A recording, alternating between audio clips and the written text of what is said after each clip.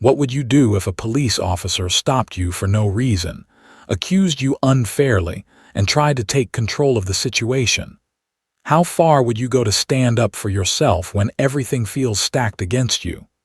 Watch as one person fights back in the face of injustice, and watch how it all unravels. Don't miss it. Like and subscribe now. Lieutenant Maya Turner stepped off the plane with a sense of accomplishment, but also an unsettling feeling she couldn't quite shake. After years of serving in some of the world's most dangerous zones, from the dust-swept streets of Kandahar to the war-torn chaos of Fallujah, Maya was finally back in her hometown of New Orleans, Louisiana. Her body was battle-hardened, every muscle a testament to the countless hours of training and combat.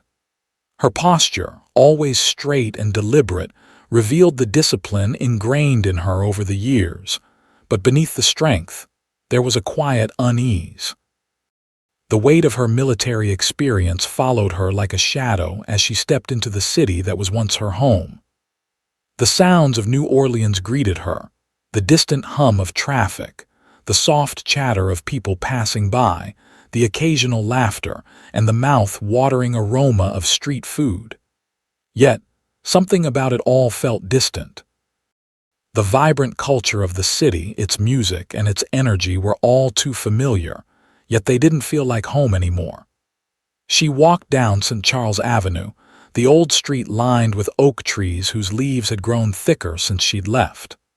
The old Café du Monde, sat on the corner, its bright green awning still intact. The sight of it brought a flicker of nostalgia. Maya used to stop by every morning for a café au lait and beignets with her mother. Her mother had passed years ago, but memories of their time together in this very spot came rushing back. As she walked further into the neighborhood, the familiar sights only deepened the internal conflict. The local marketplace, where vendors hawked fresh fruits and vegetables, still had the same charm. She passed the same barber shop with its faded sign, and a small part of her smiled, remembering the lively debates her father used to have with the shop's regulars. The basketball court, where kids played without care, was also the same. The laughter, the voices, the smell of fried fish from Miss Lavern's restaurant all pulled her back to a simpler time, but something had shifted. Maya felt it deep in her chest. The streets no longer felt like they were hers. The comfort of home, once so natural, now felt like an ill-fitting coat. New Orleans had changed, and so had she. The girl who once wandered these streets, full of hope and dreams, was no longer the person who walked here today. She had left a piece of herself overseas, and that piece wasn't coming back. Maya adjusted the strap of her duffel bag over her shoulder, her feet moving forward, even though her heart felt slightly adrift. What did home mean anymore? Maya Turner's boots echoed on the cracked sidewalk as she walked through the streets of New Orleans. After years of serving in war zones, the city felt strangely foreign, though it still carried the vibrant energy of her youth. The sounds of music, the smells of fried food from local restaurants, it was familiar, but it didn't feel like home anymore. As she neared the corner near the community center, she heard a car slow down beside her. She glanced over and saw a patrol car, its engine idling as it matched her pace. The window rolled down and a gruff voice broke the silence. "Excuse me, miss," the officer said. Maya looked up. The officer, a white man in his 40s with a crew cut, wore mirrored sunglasses that hid his eyes. He had a confident smirk that suggested he was used to taking control. "Yeah," Maya responded, her voice steady but guarded. "Mind telling me what you're doing around here?" he asked, his tone implying suspicion. Maya stopped and faced him. "Just walking," he pressed on. "Where to?" Maya raised an eyebrow. "I didn't realize I needed an itinerary to walk down my own street." His smirk faltered, but he quickly recovered. "We've had some break-ins around here. Got to make sure everything's in order." Maya's gaze sharpened, And you think I'm breaking into something? The officer leaned out the window slightly. I'm just doing my job. Maya exhaled, unfazed. Well, I'm just walking. The officer didn't like that response. Let's see some ID, he demanded, his voice more forceful now. Maya paused, analyzing the situation. His posture had changed. He was getting too comfortable with his authority. I don't need to show you anything, she replied firmly. His jaw tightened and his hand hovered near the door handle. I said ID. Maya stood her ground, her expression unshaken. I'm not giving you anything without a reason. The officer, growing more irritated, made another move. Maya knew this wasn't a routine stop. She wasn't going to let him push her around. Maya stood still, her body poised and her gaze unwavering as Officer Davis leaned out of his patrol car. The sun was low in the sky, casting long shadows on the cracked sidewalk, but the tension between them made the air feel thick, almost suffocating. Davis, in his mid-40s with a crew cut and mirrored sunglasses, had an air of authority about him. But Maya wasn't intimidated. She had been in much worse situations than this. I said, Davis repeated, his voice rough, let's see some ID. Maya didn't flinch. She had no reason to comply. She hadn't done anything wrong. She was simply walking through her own neighborhood. I already told you, she said calmly. I don't need to show you anything. Davis's jaw clenched. He didn't like being ignored. You're not from around here, are you? He asked, his tone now laced with suspicion. You don't belong here.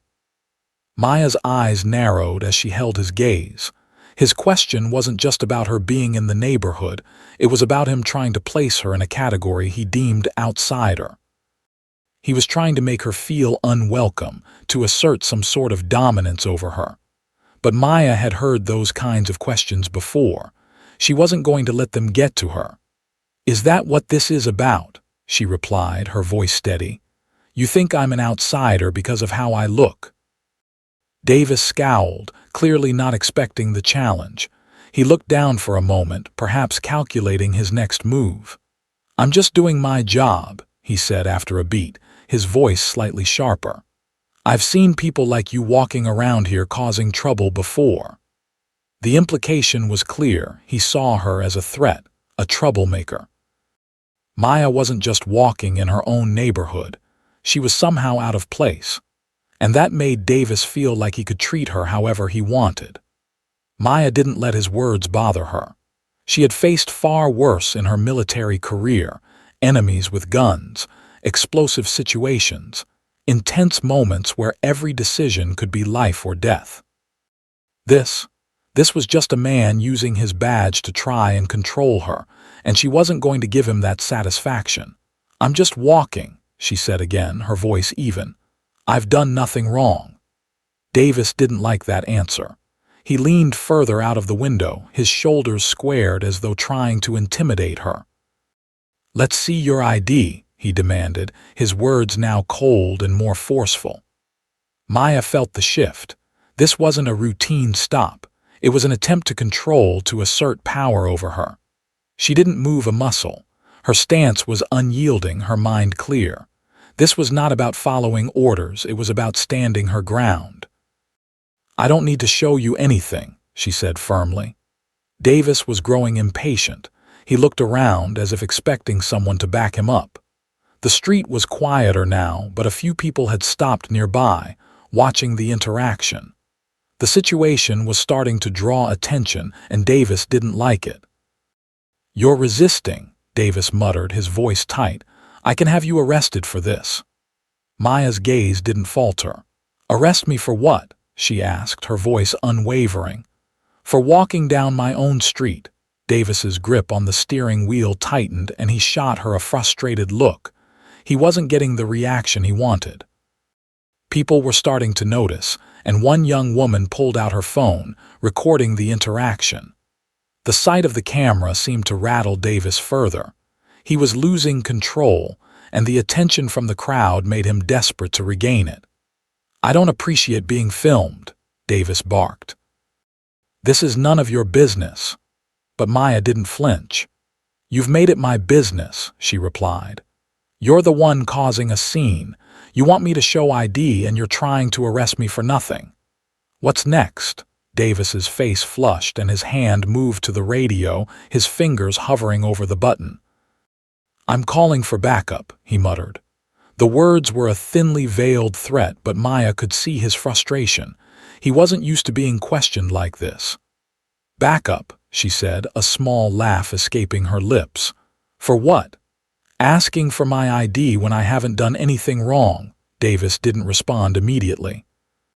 Instead, he glanced around as though realizing that the crowd was growing, their phones now trained on him. The young woman filming zoomed in on his every movement, capturing the mounting tension. "You don't want to make this worse," Davis said finally, his tone dangerous. "I'm giving you one last chance." Maya wasn't worried. She wasn't about to back down. "You're the one making this worse," she said calmly. "You can either keep pushing me or you can let me walk, but if you try to arrest me, you'll regret it." Davis hesitated for a moment, his jaw tightening as he realized he was quickly losing control of the situation. The crowd's murmur grew louder, and the young woman filming nodded as though in agreement with Maya. The power was slowly shifting away from Davis, and he could feel it. His hand hovered near his belt, fingers twitching as though he were considering his next move. But Maya was ready. She had been ready for this moment long before he had approached her. "I'm not backing down," Maya said firmly, her voice clear and strong. "And I won't let you push me around." Davis's breath quickened, frustration boiling over as he realized his authority wasn't as strong as he had assumed. But Maya remained steady, calm, and in control of the situation. Davis's hand shot out quickly, his fingers reaching for Maya's wrist in a move to force her into the patrol car. But Maya was quicker. As his hand grasped her arm, she pivoted with precise fluidity, twisting her wrist and breaking his grip with minimal effort. The unexpected move caused Davis to stumble backward, his balance faltering. He flailed for a second, his arms wide, trying to regain his footing. The shift in the power dynamic was immediate. Maya stood there, calm and composed, while Davis struggled to maintain control. It was a simple, measured motion, nothing aggressive, just enough to throw him off balance and expose his vulnerability. The crowd that had gathered around them reacted quickly, murmurs rippling through the onlookers. Some of them chuckled softly, watching Davis fumble. Others simply stood in silence, their eyes fixed on the unfolding scene. Maya didn't smile or acknowledge the shift in power. She simply remained still, letting her composure speak louder than any words could. Davis's face flushed with embarrassment as he quickly tried to regain his stance, his chest heaving slightly as he looked around at the growing crowd. He had lost control, and he knew it. Maya's calm had diffused his attempt to dominate her. He wasn't used to being the one out of control. He was the officer, the one who was supposed to hold the power. But here, in this moment, it was clear he had no authority over her. "Stop messing around," someone from the crowd called out, their voice dripping with frustration. Others joined in, their murmurs escalating as the tension rose. "You can't just grab people like that." Maya didn't react to the comments. She didn't need to. She could feel the eyes of the crowd on her, but she was focused on Davis. His attempts to regain control only seemed to make him more desperate, more visibly flustered. "Let me go," Davis growled, his voice tight, but there was no confidence in his tone anymore. He reached out again, his hands trembling slightly as he tried to grab Maya's wrist once more. But this time, Maya was prepared. She sidestepped him effortlessly, causing him to lunge forward and lose his balance once again. "Jesus, you're embarrassing yourself," someone shouted from the crowd. Davis's face turned red, his hands clenched into fists at his sides. He was visibly shaken, now more concerned about his pride than about Maya. The crowd had begun to notice, and the more Davis floundered, the worse it looked. "Step back, officer. You're making a fool of yourself," another person called, and a few chuckles broke out from the growing onlookers. Maya kept her posture firm, unyielding. She wasn't trying to provoke him, but Davis's every action was driving the wedge further between him and the crowd. Maya had seen it before, the way authority figures could lose their grip in an instant when their pride was wounded. The more Davis tried to regain control, the more desperate his movements became. He reached for her again, but this time, Maya saw it coming and was already a step ahead. With a smooth movement, she shifted to the side, effortlessly dodging him, leaving him grasping at thin air. The crowd's murmurs turned into clear, audible comments. Some people began pulling out their phones to record. "Look at him," a man said with disbelief. "Trying to grab a woman for no reason. This is crazy." Davis's frustration grew. He hadn't anticipated the situation spiraling like this. The eyes of the crowd were on him, and the sense of power he once held was slipping through his fingers. He was starting to realize that his attempts to assert control weren't working. If anything, he was making things worse. "Stay still," Davis snapped, his voice breaking slightly as he lunged forward once more. But Maya didn't flinch. She remained calm, her eyes never leaving his. This time he wasn't just facing her, he was facing the public eye, and that added a weight to his every action. The moment was no longer just about him and Maya. It was about everyone watching, everyone seeing the imbalance of power unfold in real time. "You really want to make this worse?" Maya asked, her tone measured, almost bored. "You've already lost control, Davis. Step back." His hands trembled, his grip tightening on the air as if he was still trying to reach for her. But Maya wasn't intimidated. She stood perfectly still, holding her ground. "Stop! You're resisting arrest," he hissed, his words more desperate than commanding. But he wasn't fooling anyone. The crowd had seen it all, the way he had tried to force control, the way he had failed to maintain authority, the way he had become the one in the wrong.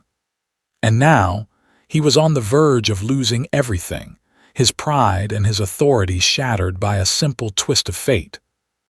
Davis finally took a step back, his chest rising and falling as he exhaled sharply, his face flushed with a mix of anger and humiliation. Maya didn't gloat. She didn't have to. Her calm had won the day. She hadn't needed to raise her voice, hadn't needed to escalate the situation. She had simply refused to let him push her around. Davis, now visibly shaken and without the power he had expected, stood still, his eyes darting around, hoping to find an escape from the mess he had created. But it was too late. The damage had already been done.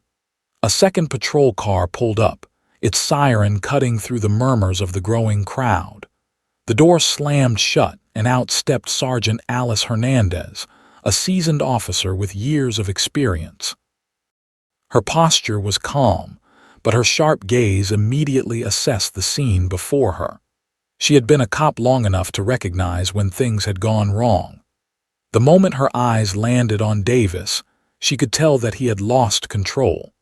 She could feel the tension in the air, the palpable shift in power that had taken place between him and Maya. Hernandez didn't waste time. She approached the two of them with purpose, her boots clicking against the asphalt. "What's going on here, Officer Davis?" Hernandez asked, her voice steady and authoritative. Davis, who had been trying to regain his composure, straightened up immediately, his hand instinctively brushing over his uniform. He took a breath, looking briefly at the crowd before turning back to Hernandez. His pride, already bruised, didn't allow him to admit the truth. "She resisted," he muttered, his words faltering. "I was just trying to do my job. She wouldn't comply." Hernandez's gaze flickered to Maya, who stood perfectly still, calm and composed. She had been watching the scene unfold, unshaken by the arrival of another officer. The crowd, having witnessed everything, remained silent as they waited for Hernandez's next move. "Is that right, Officer Davis?" Hernandez asked, turning her focus back to him. Davis didn't answer immediately. The weight of the question hung in the air. He opened his mouth to speak, but nothing came out. He knew he couldn't justify his actions. The crowd had seen it. Maya hadn't done anything wrong. Davis had overstepped his authority, and now there was no escaping it. Hernandez's face remained unreadable as she processed his hesitation. With a swift motion, she pulled her radio from her belt. "Officer Davis," she said firmly, "you're relieved of duty. Effective immediately." The words hit Davis like a punch to the gut. His entire body stiffened, his face drained of color. He opened his mouth to protest, but no words came out.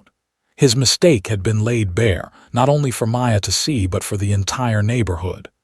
The power he had tried to assert had crumbled, and now, in front of everyone, he was the one being dismissed.